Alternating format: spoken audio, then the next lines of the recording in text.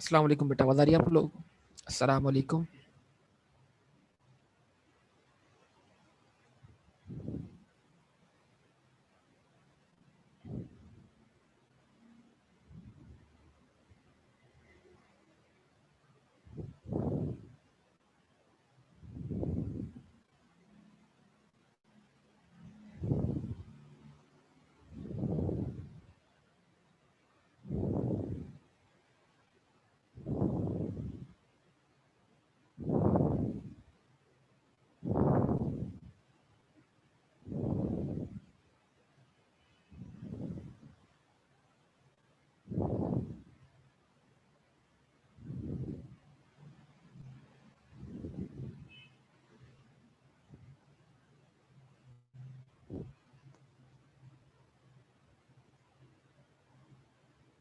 जी जनाब, तो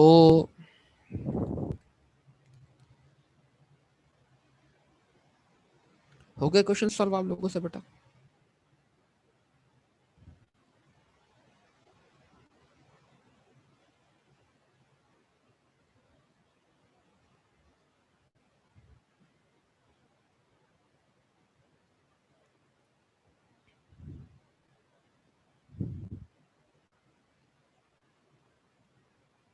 सारे हो गए सॉल्व?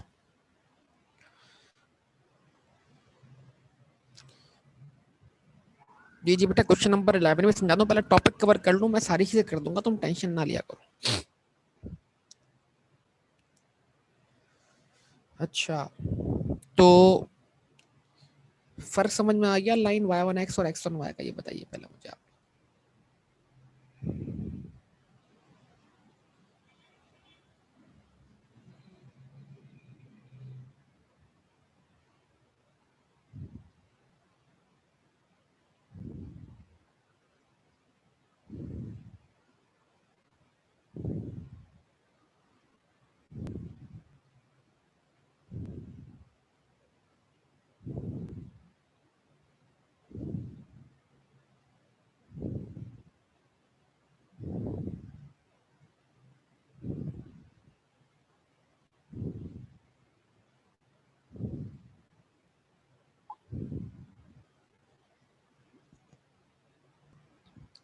चलिए, तो आज का जो टॉपिक हमने शुरू करना है उसका नाम है कोरिलेशन। ठीक है जी, और ये भी इसी चैप्टर से बिलोंग करने वाला, मतलब इसी टॉपिक से बिलोंग करने वाला एक इम्पॉर्टेंट टॉपिक है। इसका नाम है कोरिलेशन।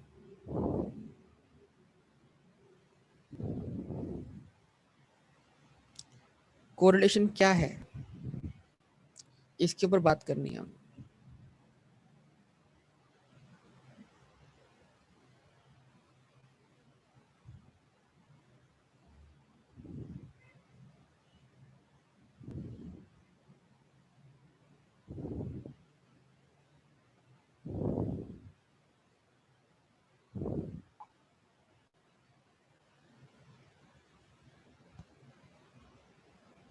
जी बिल्कुल, लाइन ऑफ रिग्रेशन और कोरिलेशन एक दूसरे से रिलेटेड समझा रहा हूँ कैसे। आज ही इसको स्टार्ट लेते हैं।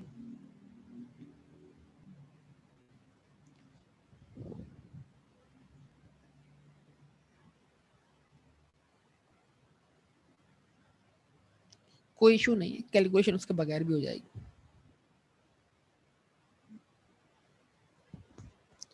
बिस्मिल्लाहिर्रहमानिर्रहीम जनाब, तो आज की क्लास में हम जो टॉपिक शुरू करने जा रहे हैं उसका नाम है जनाब कोरिलेशन।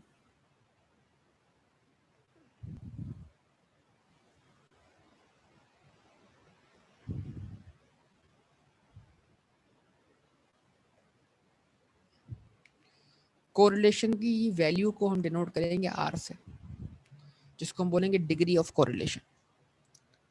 ठीक है जी,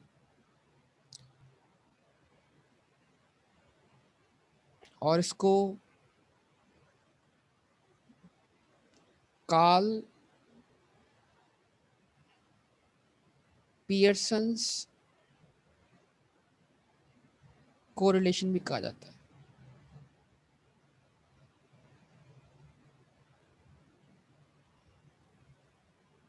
जिस शख्स ने इसका फार्मूला ड्राइव किया था उसका नाम था कार्ल पियर्सन, तो कार्ल पियर्सन्स कोरिलेशन भी कहा जाता है।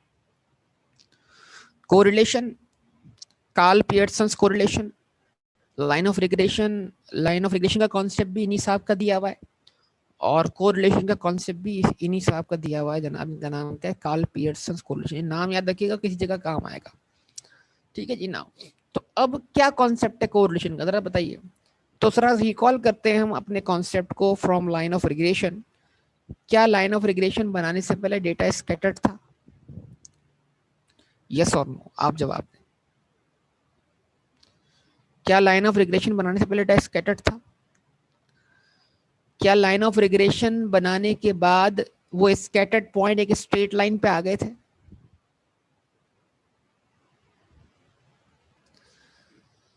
अच्छा, अब समझने वाली बात क्या है, डेटा जितना ज्यादा स्कैटर्ड होगा तो एक्चुअल पॉइंट्स में और एस्टिमेटेड पॉइंट में डेविएशन ज्यादा आएगी। क्या ये बात आपको समझ में आती है?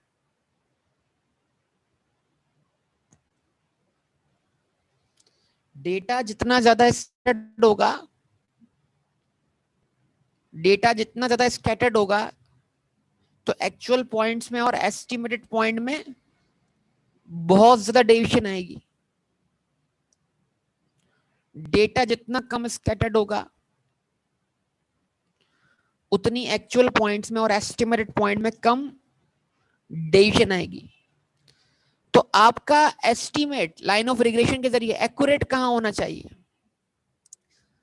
आपका एस्टिमेट लाइन ऑफ रिग्रेशन के जरिए एक्यूरेट कहां होना चाहिए?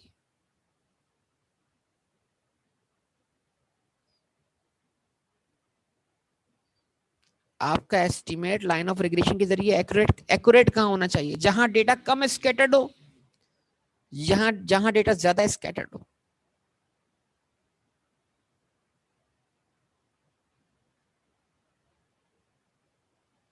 आपका एस्टिमेट लाइन ऑफ रिग्रेशन के जरिए कहां एक्यूरेट होना चाहिए? जहां डेटा कम स्कैटर्ड हो या ज्यादा स्कैटर्ड हो? Please response. गुड, जहां डेटा कम स्कैटर्ड हो। बेहतरीन बात हो गई।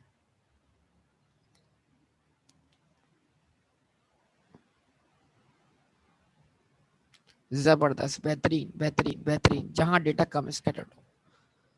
क्योंकि फिर आपकी वैल्यूज जो होंगी एस्टिमेटेड वैल्यूज, वो फिर आपकी एस्टिमेटेड वैल्यूज जो होंगी वो असल वैल्यूज के करीब तरीन होंगी। ऐसे ही है ना? तभी तो आपका एस्टिमेट जो है एक्यूरेट कहलाएगा ना। लेकिन जहां पर एक्चुअल वैल्यूज और एस्टिमेटेड वैल्यूज का डिफरेंस बहुत ज्यादा होगा, जहां एस्टिमेटेड वैल्यूज और एक्चुअल वैल्यूज का डिफरेंस बहुत ज्यादा होगा, वहां पर क्या होगा? वहां पर आपकी जो एस्टिमेट है उसकी एक्यूरेसी पे क्वेश्चन मार्क उठ जाएगा कि भाई डेविएशन बहुत ज्यादा है, कि क्या ये एक एक्यूरेट एस्टिमेट है कि नहीं।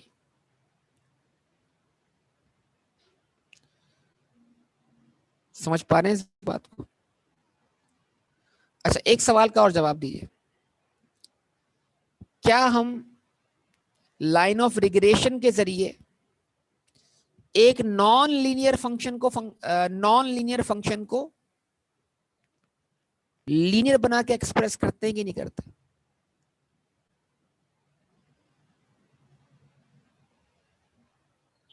क्या ख्याल है?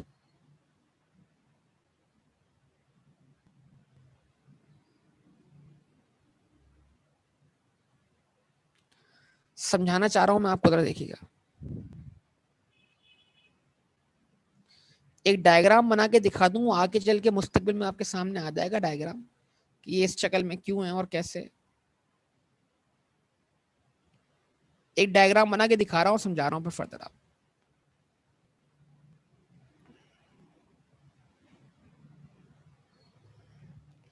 देखिएगा सब लोग।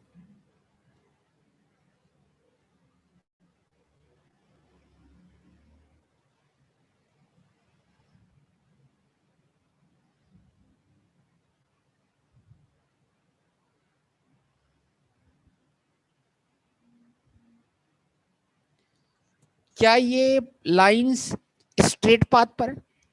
क्या ये पॉइंट्स स्ट्रेट पाथ पर है?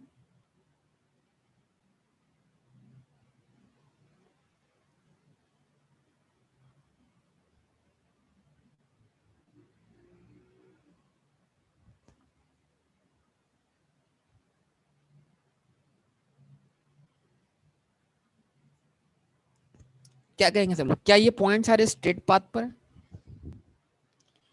क्या ये आपको स्ट्रेट लाइन बनती दिखाई दे रही है या आपको कर्व बनता हुआ दिखाई दे रहा है? बेटा मैथमेटिकली ये जो डायग्राम मैंने बनाया है ना, ये जो डायग्राम आपकी नजरों के सामने बना हुआ है, अगर आपकी मैथ की अंडरस्टैंडिंग हो तो फिर मैं इसके ऊपर बात करूं, मतलब यहाँ मैं चाह रहा हूँ रिलेट कर दूं चीजों को आपस में। मैथमेटिकली ये फंक्शन क्यूबिक फंक्शन है, क्यूबिक। कौन सा फंक्शन है बेटा? क्यूबिक। जिसके ऊपर पावर क्या लगी होती है? 3 लगी होती है। मैथमेटिकली ये क्यूबिक फंक्शन है, लेकिन लाइन ऑफ रिग्रेशन वो टेक्निक है जिसके जरिए मैं इस क्यूबिक फंक्शन को भी किस पे ले आया हूं? स्ट्रेट लाइन पर। और बिजनेस के अंदर ये क्यूबिक फंक्शन हमारा कॉस्ट फंक्शन है, कॉस्ट को रिप्रेजेंट करता है। This is called cost function. ये बिजनेस को ऑपरेट करने की कॉस्ट है। तो अगर कॉस्ट फंक्शन बिजनेस का इस तरह दिया हुआ है तो ये क्यूबिक फॉर्म में दिया हुआ है। इसकी असल मैथमेटिकल इक्वेशन आपको क्यूबिक फॉर्म में मिलेगी। लेकिन लाइन ऑफ रिग्रेशन वो टेक्निक है जिसके जरिए हम क्या कर रहे हैं बेटा? बोले। लाइन ऑफ रिग्रेशन वो टेक्निक है जिसके जरिए हम क्या कर रहे हैं? इस क्यूबिक फंक्शन को भी हम लीनियर फंक्शन के तौर पे एक्सप्रेस कर रहे हैं। यहां तक सब मुत्तफिक और क्लियर? बोले।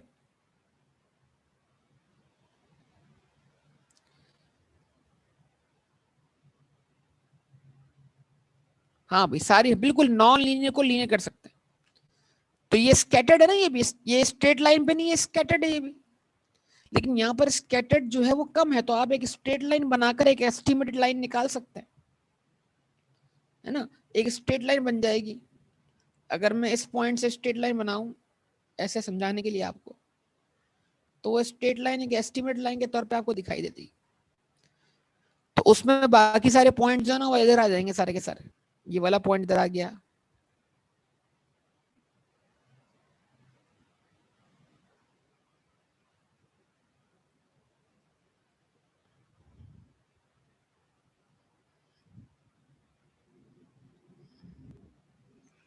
ये पॉइंट यहाँ आ गया, ये पॉइंट यहाँ आ गया।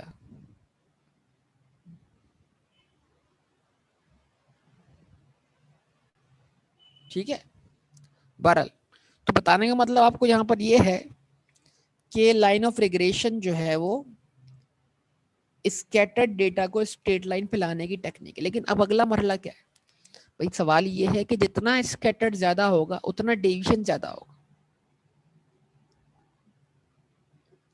जरा देखो, मैं एक काम करता हूं, मैं एक और फंक्शन को आपके सामने रखता हूं और उसके अंदर मैं स्कैटर्डनेस बढ़ा देता हूं। एक और डेटा आपके सामने रखता हूं।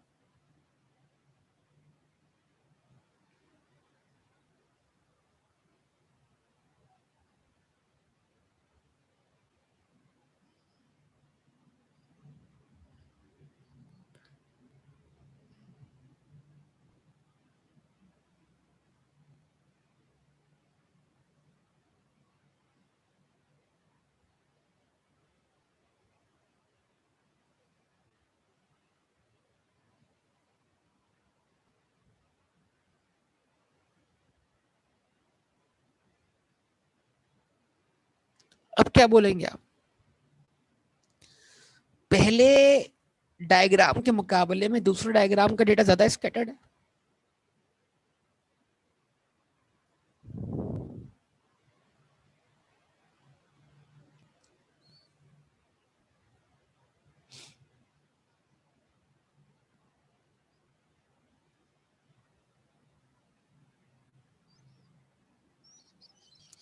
अब यहां पर कोई स्ट्रेट लाइन बनेगी तो उसमें क्या आएगी? डेविएशन ज्यादा नहीं आएगी? डेविएशन है सारी की सारी। और डेविएशन ज्यादा आने से क्या होगा? एक्चुअल पॉइंट्स और एस्टिमेटेड पॉइंट्स में क्या होगा? डिफरेंस भी ज्यादा होगा।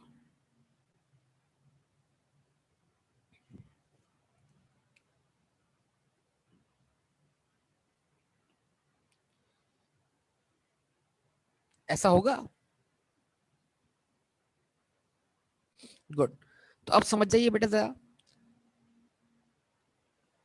अब समझाइए जरा कि कोरिलेशन जो है वो एक टेक्निक का नाम है जो हमें डेटा की डिग्री ऑफ स्कैटर्डनेस बताता है कि डेटा कितना स्कैटर्ड है। डेटा जितना कम से कम स्कैटर्ड होगा हमारे लिए उसको लाइन ऑफ रिग्रेशन के जरिए स्ट्रेट लाइन पे लाना क्या होगा, आसान होगा, एक्यूरेट होगा। तो हर बार हम हर डेटा का डायग्राम तो नहीं बनाते, हम बगैर डायग्राम बनाए उसकी डिग्री ऑफ कोरिलेशन निकाल लेते हैं कि क्या हम बगैर डायग्राम बनाए जान सकते हैं कि डेटा ज्यादा स्कैटर्ड या कम स्कैटर्ड। जितना ज्यादा स्कैटर्ड होगा उतनी उसकी कोरिलेशन की डिग्री कम होगी, यानी उतना उन दो वेरिएबल के दरमियान कम से कम क्या होगा, कोरिलेशन होगा। जवाब दे।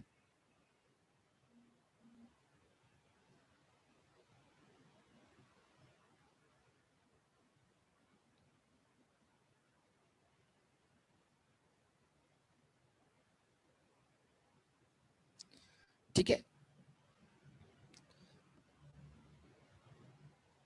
समझ पा रहे हैं बात को। तो अगर प्रैक्टिकली देखा जाए तो प्रैक्टिकली कोरिलेशन पहले है, लाइन ऑफ रिग्रेशन बाद में। कि आप लाइन ऑफ रिग्रेशन निकालने से पहले आप डेटा का टेस्ट लें। टेस्ट मतलब कि क्या उसकी स्ट्रेट लाइन बनानी चाहिए नहीं बनानी चाहिए। वो टेस्ट किससे परफॉर्म करें आप, कोरिलेशन से।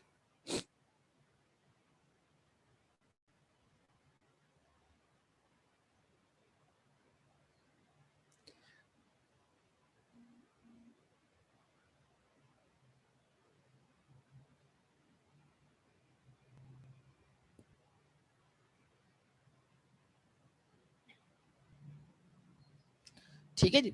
तो इसका मतलब क्या है, अब जरा समझेगा। कोरिलेशन का मतलब एक तरह से ये भी है कि how much two variables are interdependent. तो इसको शुरू कर रहा हूँ जरा मैं,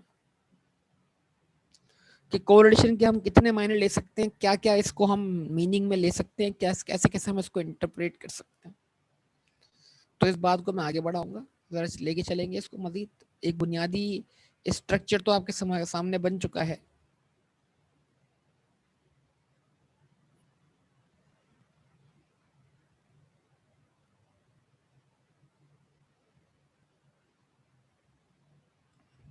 तो कोरिलेशन क्या है,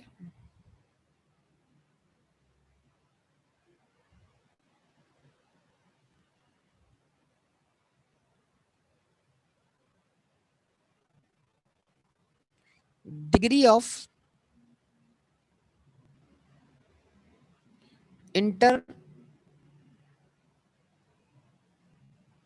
डिपेंडेंस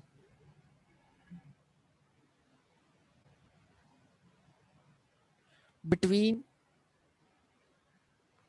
टू वेरिएबल्स। कोरिलेशन जो है वो क्या है, डिग्री ऑफ इंटरडिपेंडेंस है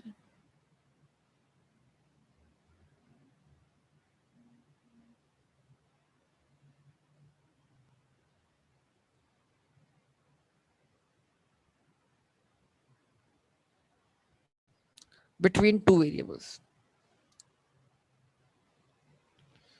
ठीक है जी।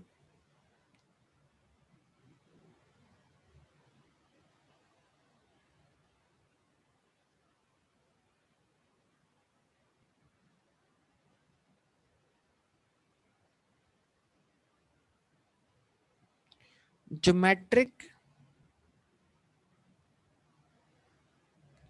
मीन ऑफ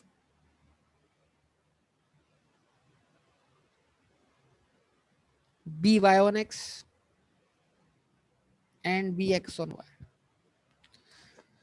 कोरिलेशन जो है वो ज्योमेट्रिक मीन है किसका, B Y on X and B x on Y का। पता है बी वाई ऑन एक्स क्या है? बी वाई ऑन एक्स जो है वो लाइन वाई ऑन एक्स का स्लोप या एस्टिमेटेड स्लोप है। बी एक्स ऑन वाई क्या है, b x on y line x on Y का स्लोप या एस्टिमेटेड स्लोप है, याद है आपको? इस वाले बी को हमने बी से डिनोट किया था, इस वाले बी को हमने डी से डिनोट किया था, डी से। तो अगर बी और डी का क्या निकाल लिया जाए बेटा, ज्योमेट्रिक मीन, तो आपको क्या मिल जाएगा, coefficient of correlation.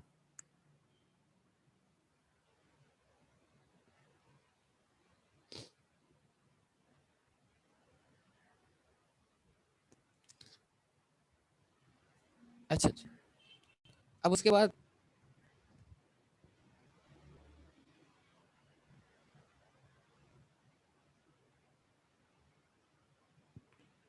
Limits of correlation are from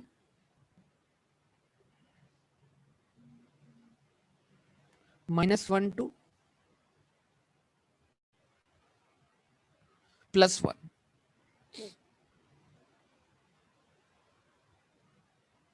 where 1 represents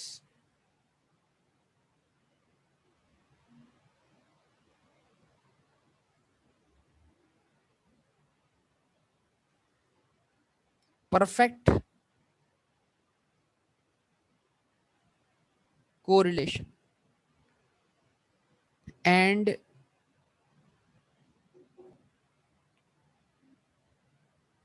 sign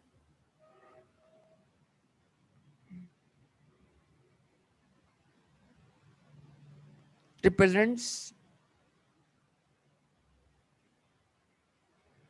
negative or positive correlation.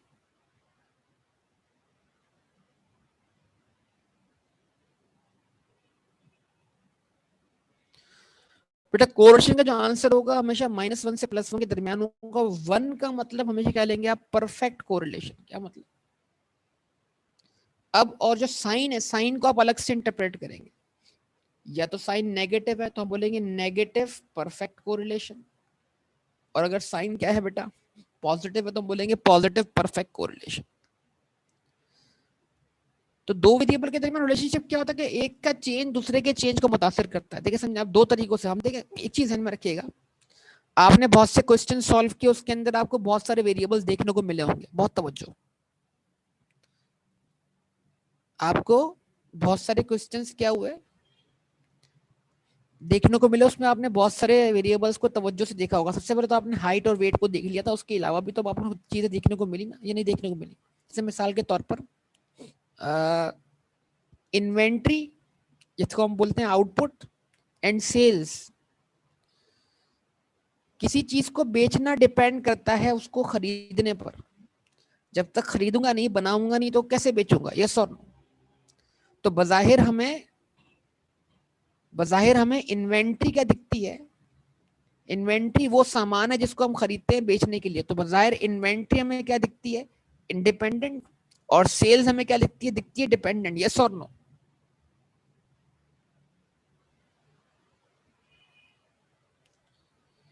तो हम बोलते हैं जनाब सेल करना डिपेंड करता है किस पर? इन्वेंट्री खरीदने पर। सेल्स करना डिपेंड करता है किस पर? इन्वेंट्री खरीदने पर। सेल्स करना डिपेंड करता है किस पर? इन्वेंट्री खरीदने पर। यस और नो बताइए।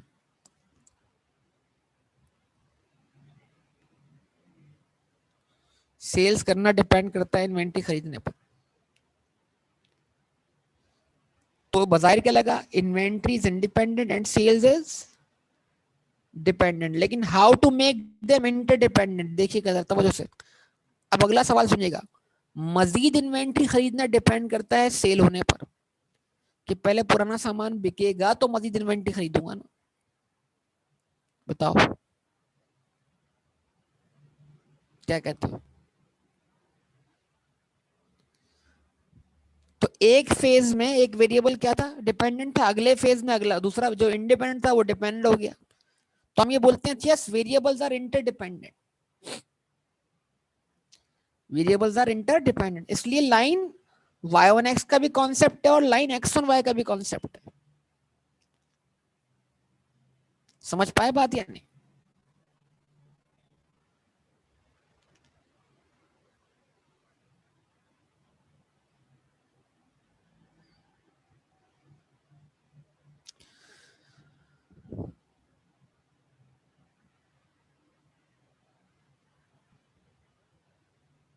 जवाब दे।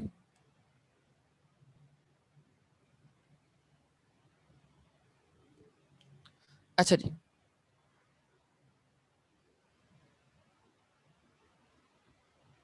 ना उसके बाद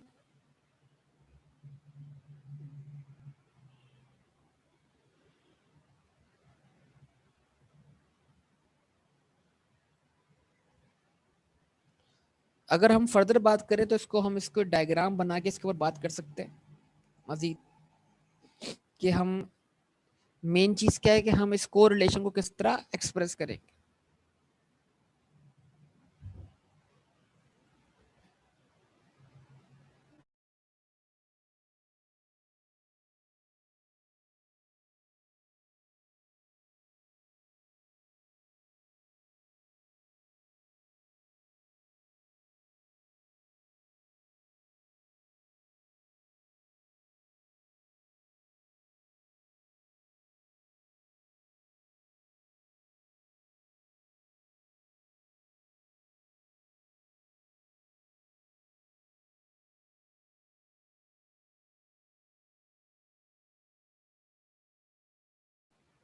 जी ना, तो मैं आपके सामने मुख्तलिफ किस्म के डायग्राम रखता हूँ, उसको देख के जरा हम क्या करेंगे, चीज़ों को इंटरप्रेट करने की कोशिश करें।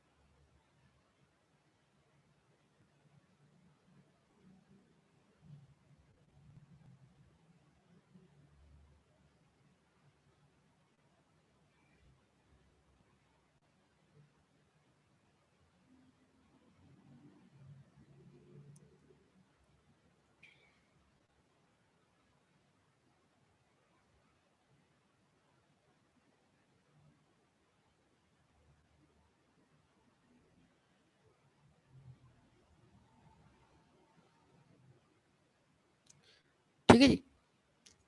अब मैं लिख रहा हूँ परफेक्ट पॉजिटिव आर, आर मतलब क्या है बेटा, कोरिलेशन। जवाब दीजिएगा, परफेक्ट पॉजिटिव कोरिलेशन। देखो, कोरिलेशन को हम परफेक्ट पॉजिटिव कब बोलेंगे,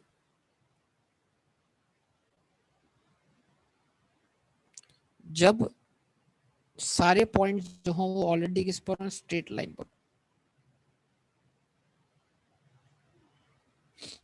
तो यहां पर आप देख रहे हैं जब सारे पॉइंट्स ऑलरेडी स्ट्रेट लाइन पर हैं, तो आर की वैल्यू यहां पर जो होगी 1 के बराबर होगी।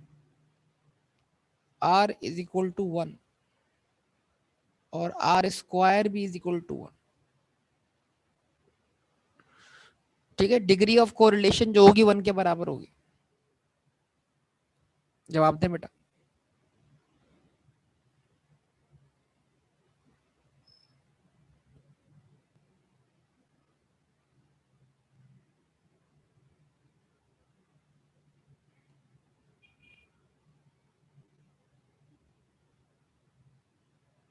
अब बोलेंगे perfect negative,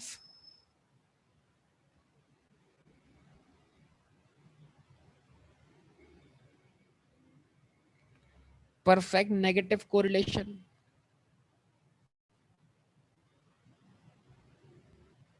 perfect negative correlation क्या है, जहां पर आर की वैल्यू -1 के बराबर होगी।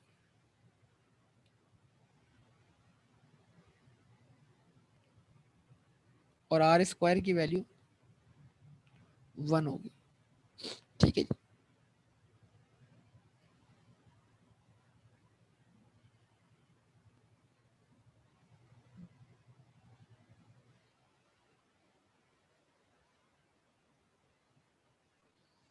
यहाँ भी आप देखें कि दो वेरिएबल्स जो हैं, मतलब उनका जो पाथ है वो स्ट्रेट लाइन बना हुआ है, they are on straight line, लेकिन उनका जो स्लोप है वो क्या है, नेगेटिव स्लोप है, मतलब वो रिलेशनशिप शो कर रहे हैं, नेगेटिव रिलेशनशिप शो कर रहे हैं। तो अगर वो पहले ही स्ट्रेट पाथ पर है, स्ट्रेट लाइन पर है, लेकिन रिलेशनशिप नेगेटिव है, तो बस ये -1, माइनस का साइन जो है वो नेगेटिविटी को शो कर रहा है, और 1 जो है वो परफेक्ट कोरिलेशन को शो कर रहा है, परफेक्ट पॉजिटिव या परफेक्ट नेगेटिव। उम्मीद आप बात समझ रहे होंगे सारी की सारी।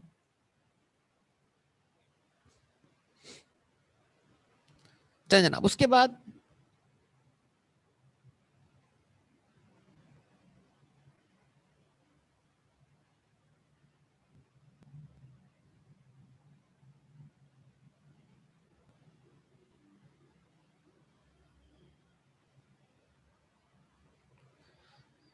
ठीक है जी, ये थोड़ा सा लाइन क्या है, कर्व फॉर्म में। ठीक है, इसको क्या बोलेंगे हम,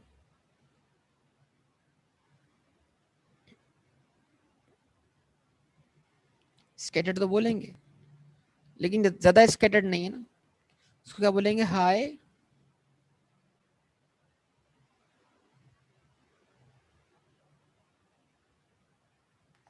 पॉजिटिव कोरिलेशन। इसको हम एक काम करते हैं ना,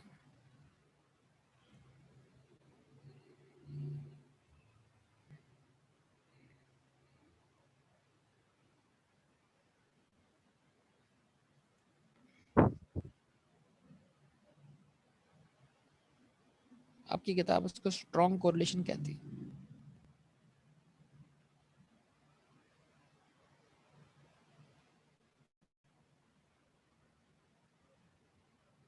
स्ट्रॉन्ग कोरिलेशन। ठीक है जी।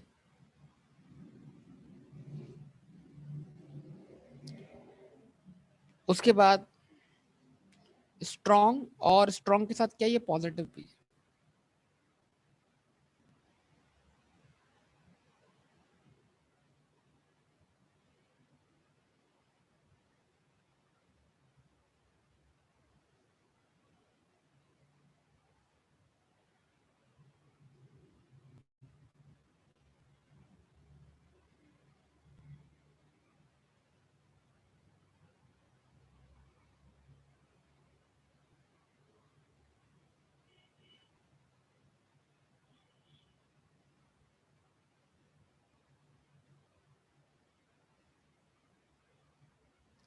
स्ट्रॉन्ग कोरिलेशन, सेकंड में आर की वैल्यू नेगेटिव होगी ना, क्योंकि जो स्लोप है इसका वो क्या कहते हैं, डाउनवर्ड स्लोपिंग है ना, तो इसलिए स्लोप का जब साइन नेगेटिव है तो आर की वैल्यू नेगेटिव है, लेकिन आर का स्क्वायर जो है वो तो पॉजिटिव आएगा।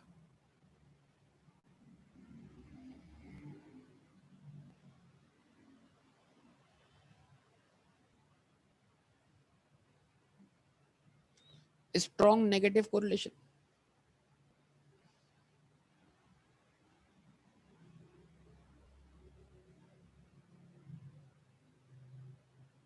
ठीक है जी।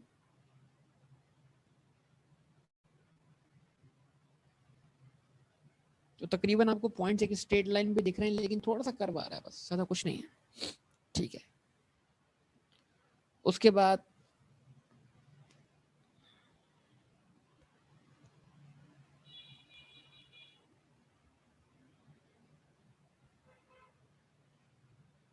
मॉडरेट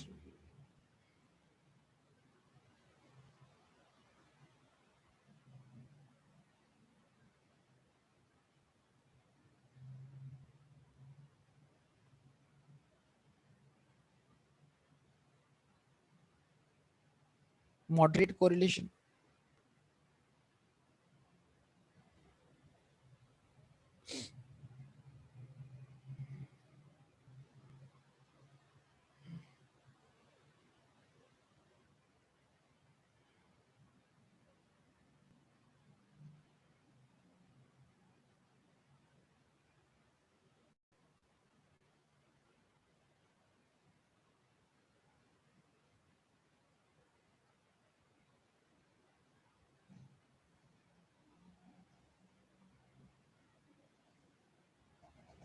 मॉडरेट पॉजिटिव है।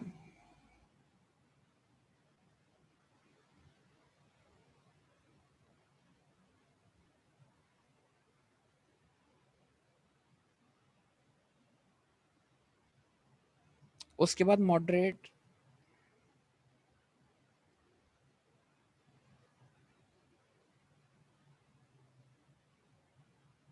Negative correlation.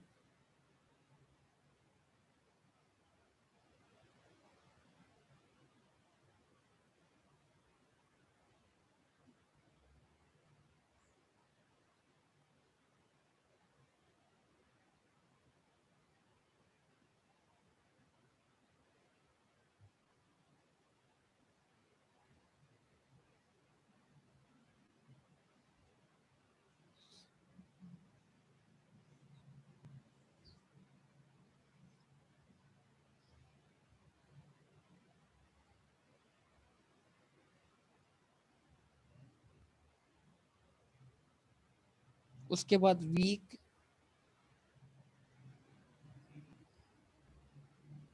कोरिलेशन।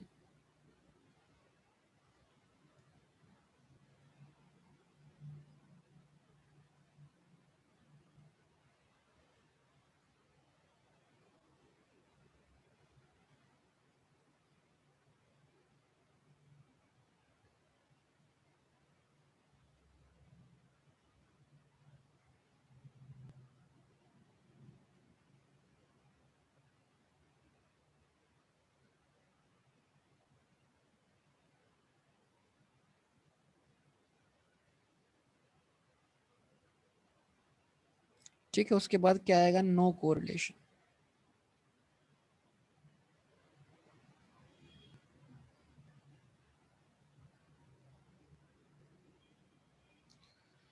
जहां पर दो वेरिएबल्स के दरमियान कोई कोरिलेशन मौजूद नहीं होगा। आपको डेटा का पैटर्न भी समझ नहीं आएगा जनाब कि वो किस पैटर्न पे चल रहा है।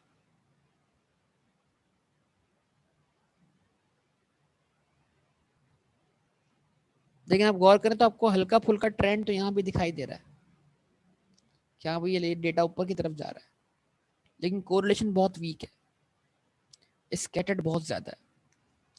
ये इतना स्कैटर्ड है कि इसका कोई ट्रेंड भी दिखाई नहीं दे रहा। ठीक है ना? तो ये आपके सामने हमने सारी बातें रख दी कि डेटा की स्कैटर्डनेस को एक्सप्रेस करने का नाम जो है ना, डिग्री ऑफ स्कैटर्डनेस को एक्सप्रेस करने का नाम क्या है? Coefficient of correlation. तो अगर आपने नोट किया हो, किस चीज को नोट किया हो? जवाब दें बेटा।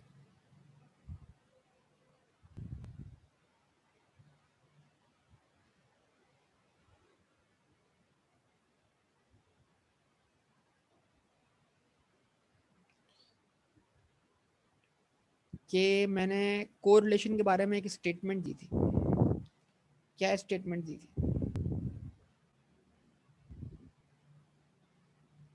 कि ये क्या है?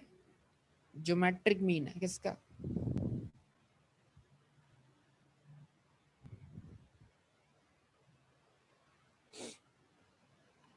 ज्योमेट्रिक मीन है किसका?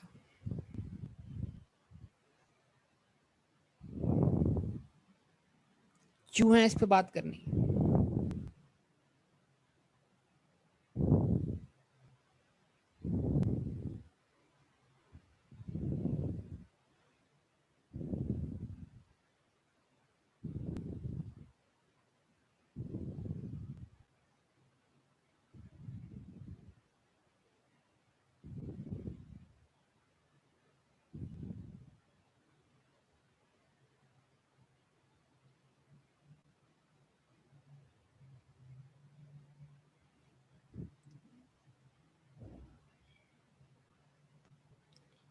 ठीक है जी।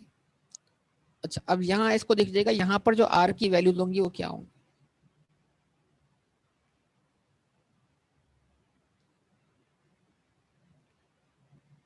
यहाँ पर आर की वैल्यू समझ लें आप।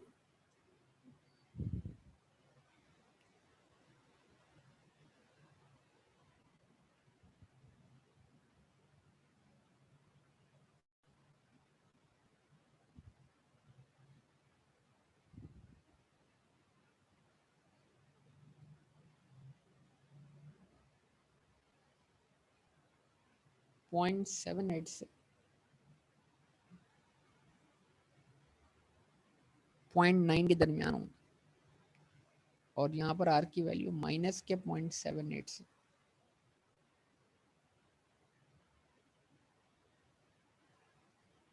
0.9 के दरमियान होंगे। ठीक है, अच्छा जी, उसके बाद मॉडरेट वाले केस में आर की जो वैल्यूज होंगी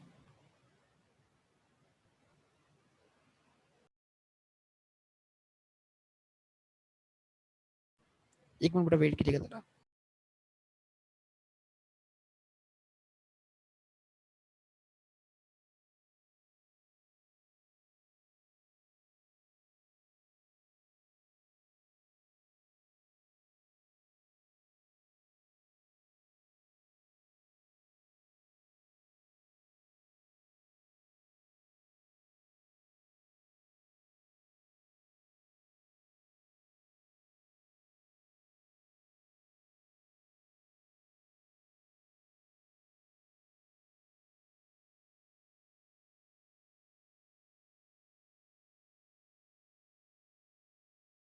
अब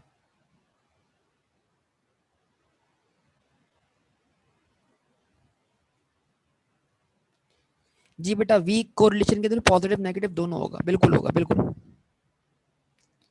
संतोष बेटा, वीक के अंदर भी पॉजिटिव नेगेटिव दोनों होगा।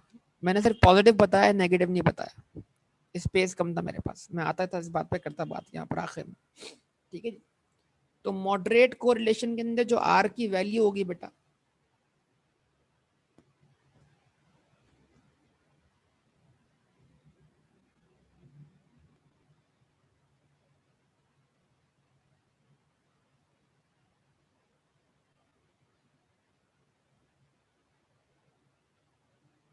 वो 0.64 से लेकर 0.77 तक होगी। मॉडरेट कोरिलेशन में जो आर की वैल्यू होगी वो 0.64 से 0.77 तक होगी। ठीक है, अच्छा उसके बाद मॉडरेट नेगेटिव के अंदर क्या होगा, यही होगा, माइनस के 0.64 से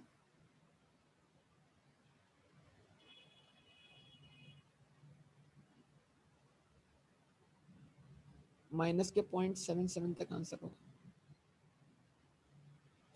और जो वीक कोरिलेशन होगा बेटा उसका, तो वो आंसर आर का जो होगा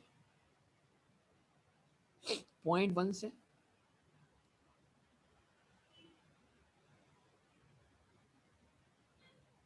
0.46 तक होगा।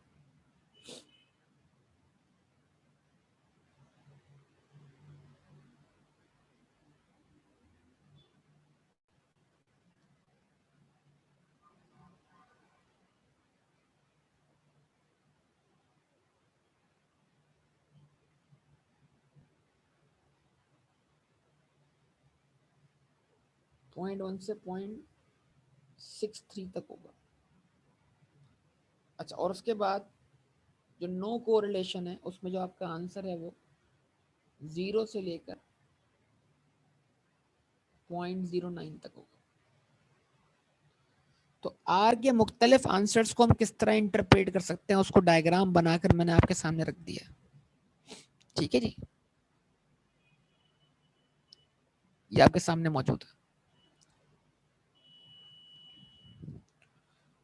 तो अब हम क्या करते हैं, आगे बढ़ते हैं, आर के फार्मूले की तरफ जाते हैं।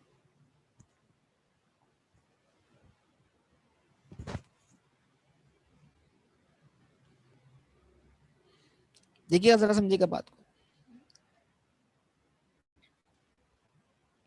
बी वाई ऑन एक्स, जिसको डिनोट किया हमने बी से, ये बी क्या था,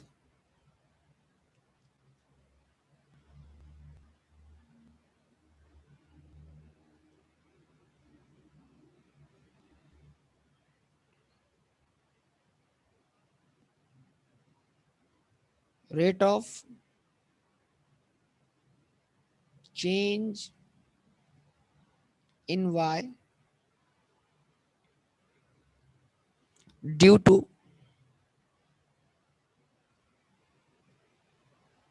चेंज इन एक्स, बिल्कुल ये कोफिशिएंट ऑफ रिग्रेशन था, बिल्कुल इसको हम बोलते हैं कोफिशिएंट ऑफ रिग्रेशन y1x। लेकिन बी हमें ये बता रहा है, बी की इंटरप्रिटेशन समझाई थी कि बी ये बता रहा है वाई में कितनी तब्दीली आएगी एक्स का एक यूनिट तब्दील होने से। यस और नो बोलिए भाई, रिस्पॉन्स कीजिए प्लीज। बी की इंटरप्रिटेशन क्या क्या आएगी, वाई में कितनी तब्दीली आएगी एक्स का यूनिट तब्दील होने से, मतलब how much Y is dependent on x, how much Y is dependent on x, how much y is dependent on x, यानी y x पे कितना डिपेंड करता है, ये कौन बताता है, b बताता है। अच्छा उसके बाद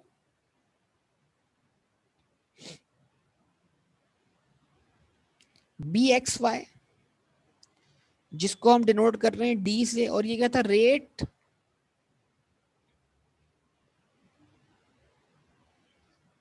of change in x due to change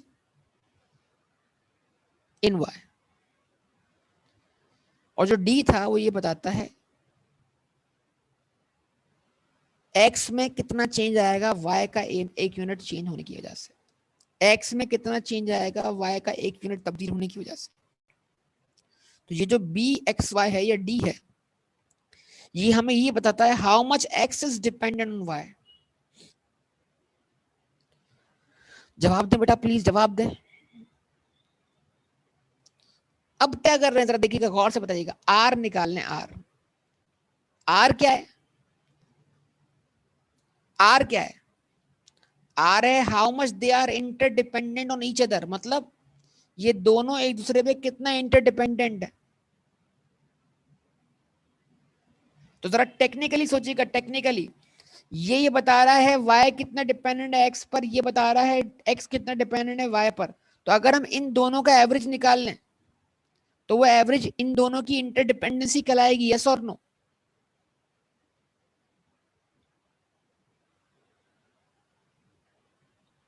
भाई सबसे बात कर रहा हूं मैं, सबका रिस्पांस चाहिए। ये हमें ये बता रहा है कि y कितना डिपेंड करता है x पर, ये बता रहा है x कितना डिपेंड करता है y पर, तो हमें r निकालना है जो कि इन दोनों की इंटरडिपेंडेंसी बताएगा। तो b और d का एवरेज ही r कहलाएगा। लेकिन एवरेज निकालने का एक तरीका अर्थमेटिक मीन है, एक ज्योमेट्रिक मीन और एक हार्मोनिक मीन है। कौन सा मीन निकाला जाए, तो b और d क्या है, रेट है, और रेट्स का एवरेज निकालने के लिए कौन सी टेक्निक इस्तेमाल होती है, ज्योमेट्रिक मीन। तो इसका मतलब क्या हुआ, अगर मैं बी और डी का निकाल लूं ज्योमेट्रिक मीन शॉर्टकट फॉर्मूले से, अगर आपको याद हो, भूले तो नहीं है, और मैं लिखूं r is equals to b multiplied by d under root,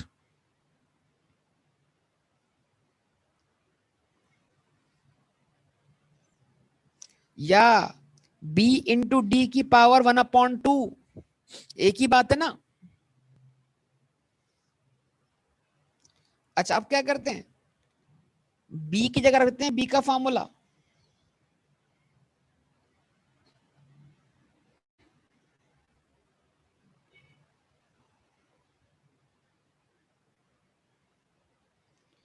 b की जगह रखते हैं b का formula,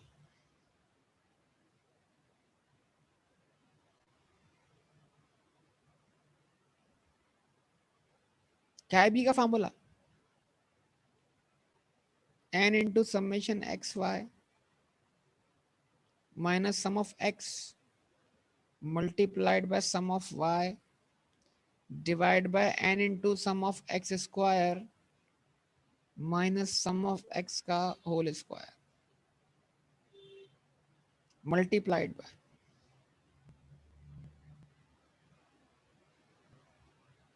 n into sum of x y minus sum of x, ये d का फॉर्मूला रख रहा हूं, into sum of y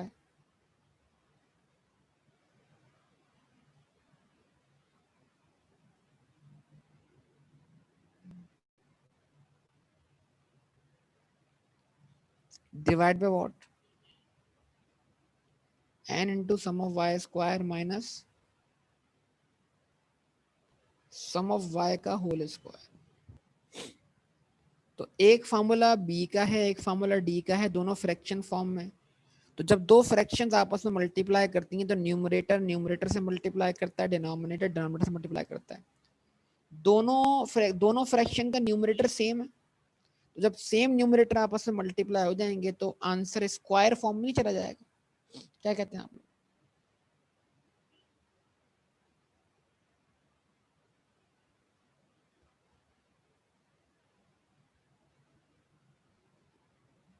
यानी क्या मैं इसको ऐसे लिख दूं, n into summation x Y minus sum of x multiplied by sum of y, और इस पे लगा दिया हमने होल स्क्वायर। ठीक है, divide by what, n into summation x square minus sum of x का होल स्क्वायर। अब ये डिनोमिनेटर सेम नहीं है तो ये आपस में क्या हो रहे हैं, मल्टीप्लाई हो रहे हैं। n into summation Y square minus sum of y का होल स्क्वायर। ठीक है, अब ये स्क्वायर है, ये रूट है, तो जब मैं ये स्क्वायर हटा दूंगा तो न्यूमरेटर में से रूट हट जाएगा। यस और नो? तो इसमें फॉर्मूले को इस तरह लिख सकता हूं,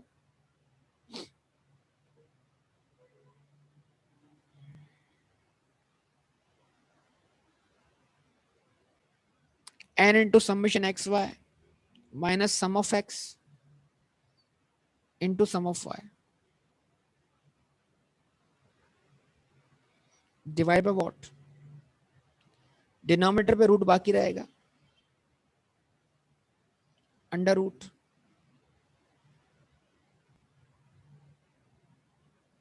n into summation x square minus sum of x का whole square multiplied by n into summation Y square minus sum of y का होल स्क्वायर। ठीक है जी, ये आपका फार्मूला बन जाएगा किसका, कोएफिशिएंट ऑफ कोरिलेशन का। ठीक है जी, तो अब आप जो दो वेरिएबल एक्स एंड वाई हैं उनके दरमियान आप कोरिलेशन या डिग्री ऑफ कोरिलेशन फाइंड कर सकते हैं, किसके जरिए, इस फार्मूले के जरिए, आर के जरिए। जवाब दें। और अगर आपके पास लाइन ऑफ रिग्रेशन निकली हुई है, बी या डी दिया हुआ है, तो डायरेक्ट आप बी और डी को इधर रखकर भी डायरेक्ट निकाल सकते हैं आंसर, और अगर नहीं दिया हुआ तो फिर आप फार्मूला अप्लाई करेंगे।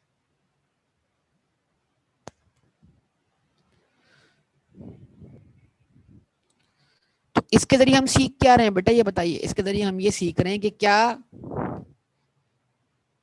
कि जो दो वेरिएबल हमें एक्स और वाई दिए हुए हैं उनका डायग्राम बनाए बगैर ये मालूम करना कि वो डेटा कितना स्कैटर्ड है, कितना ज्यादा स्कैटर्ड है, कितना कम स्कैटर्ड है, और ये हम इंटरप्रेट कैसे कर पाएंगे, bye knowing degree of correlation. समझे बात को, कि दो वेरिएबल्स के दरमियान कितना स्ट्रॉन्ग। अब मेन चीज क्या होगी, इसका सॉल्यूशन, और सॉल्यूशन के बाद क्या होगा, इसकी इंटरप्रिटेशन। तो वो इंशाल्लाह हम कल की क्लास में कंटिन्यू कर लेंगे। अच्छा, एक चीज और, मैंने पहले भी कहा आपसे कि यार मैं ग्रुप बनाना चाहता हूँ। ठीक है,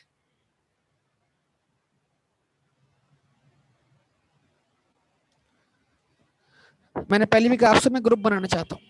ठीक है, तो मेरी क्लास, मैं कहता हूँ मेरा अपना क्या कहते हैं सेपरेट ग्रुप है व्हाट्सएप का, तो मेरे ख्याल से एक तो बना है, हाँ, गर्ल्स वाली साइड पर नहीं बना, लेकिन वो बना लें गर्ल्स में से कोई, फिर तमाम क्या कहते हैं 17 और 18 वालों को ऐड कर दें उसके अंदर।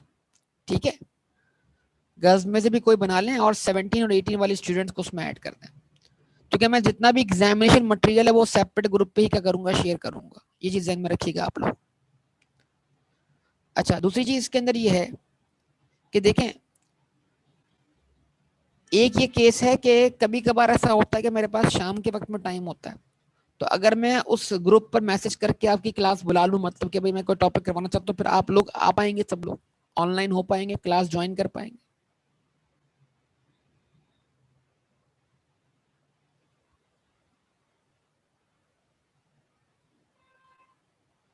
चलें, बस ये कंफर्म करना था। तो ये ग्रुप्स बना लीजिएगा, ताकि ये मैं आपकी चीजें जब भी मेरे पास इजाफी टाइम हो ना, तो मैं आपको ज्यादा टाइम देकर आपकी चीजें कवर कर सकूं। ठीक है बेटा?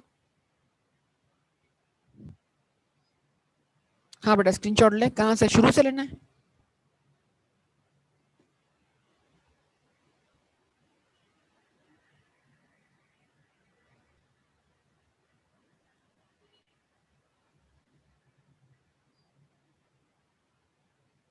जा गया स्टार्ट से।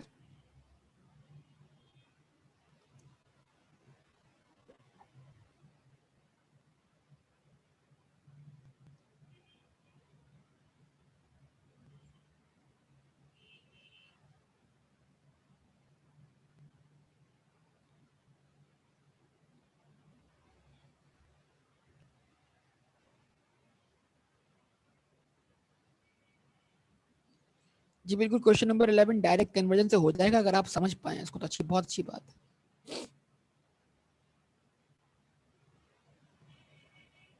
अच्छी बात है, जबरदस्त।